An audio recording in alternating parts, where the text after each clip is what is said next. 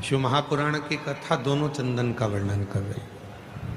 एक होता है हरि चंदन, एक होता है शिव चंदन।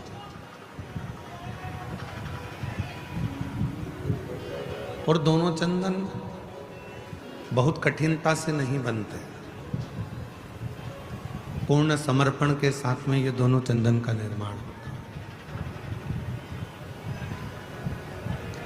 हरि चंदन तुलसी अपने आंगन में रहती है। तुलसी का पौधा जब सूख जाता है तो तुलसी की जो लकड़ी होती है उसको घिसकर पानी में भगवान को लगाया जाता है। वो चंदन हरि चंदन कहलाता है। और कोई बेलपत्र का वृक्ष जब सूख जाता है और उसकी जो लकड़ी होती है उस लकड़ी को घिसकर जो चंदन बनाया जाता है और शिव को लगाया जाता है उसको शिव चंदन कहते हैं। और दोनों चंदन अपना अपना कार्य करते हैं।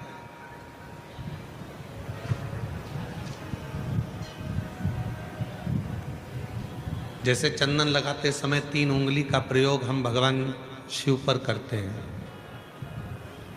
आकार, ओमकार और मकार, ये 3 उंगलियों का प्रयोग हम शिव जी पे चंदन लगाते समय करते हैं।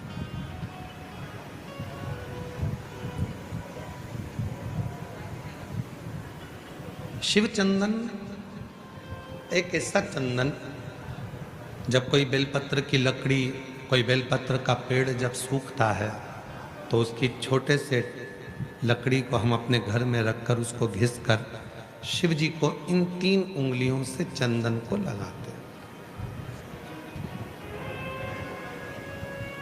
आकार, ओमकार और मकार, 3।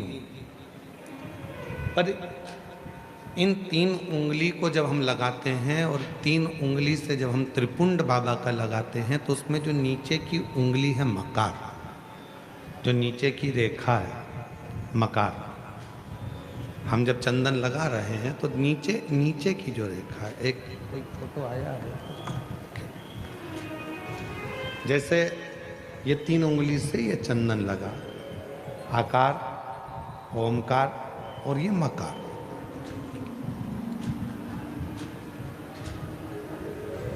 अब दुनिया की दृष्टि में लोगों को लगता है कि चंदन की लकड़ी से जो हमने चंदन लगाया वो भी श्रेष्ठ है, पर बेलपत्र की लकड़ी से जो हम चंदन लगाते हैं, चंदन घिसते हैं और वो भगवान शिव को लगाते हैं, उसमें जो ये मकार वाली रेखा है, जब हम 3 उंगली लगाते हैं तो नीचे की जो मकार की रेखा है उस रेखा का थोड़ा सा चंदन, यदि कितना भी बीमार व्यक्ति है उसके कंठ में अगर वो चंदन, मकार की रेखा का थोड़ा सा चंदन उसके कंठ पर लगाना प्रारंभ कर देते हैं तो 15 दिन आकार, ओमकार और मकार 3 रेखाएं हम चंदन की खींचते हैं। जैसे इसमें 3 रेखा खींची, 3 रेखा।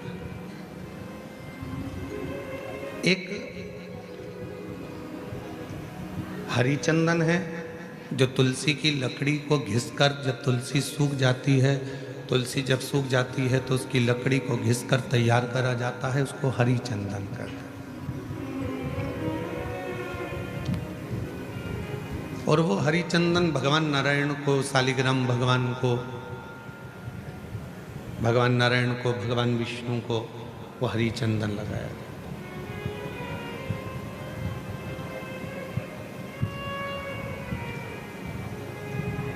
हरि चंदन का लेपन किया जाता है और वो हरि चंदन भी बड़ा काम का है महाराज। जब शालिग्राम भगवान को हरि चंदन लगाते हैं, हरि चंदन का लेपन करते हैं या एक बिंदी भी हरि चंदन की लगाते हैं, और यदि वो हरि चंदन का एक छोटा सा अंश मात्र भी हम लेकर आए, और जिसको दमे की शिकायत होती है, श्वास की शिकायत होती है, चढ़ने में चलते चलते हांपड़ी भरा जाती है, हाँफ भरा जाती है। डॉक्टर ने कह दिया कि फेफड़े 70%, 60%, 80% खराब हो गए हैं, काम नहीं कर रहे। उस व्यक्ति के हृदय पर, वक्षस्थल पर यदि वो हरि चंदन का लेपन जो शालिग्राम भगवान पर, भगवान श्री हरि पर, राम जी पर, ठाकुर जी पर, कृष्ण पर, लड्डू गोपाल पर जो आपने किया है, उसको यदि हम लगाना चालू करते हैं तो उसको भी फिर चलने में तकलीफ नहीं आती और फेफड़े उसके काम करना प्रारंभ कर देते हैं। वो हरिचंदन की भी एक प्रथा। तो दो चंदन, एक हरिचंदन, एक शिव चंदन। जम के बोलेंगे सभी लोग। हरिचंदन काय से बनता है? तुलसी की लकड़ी से। और शिव चंदन काय से बनता है?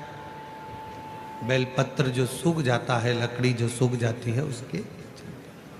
दोनों कारगर।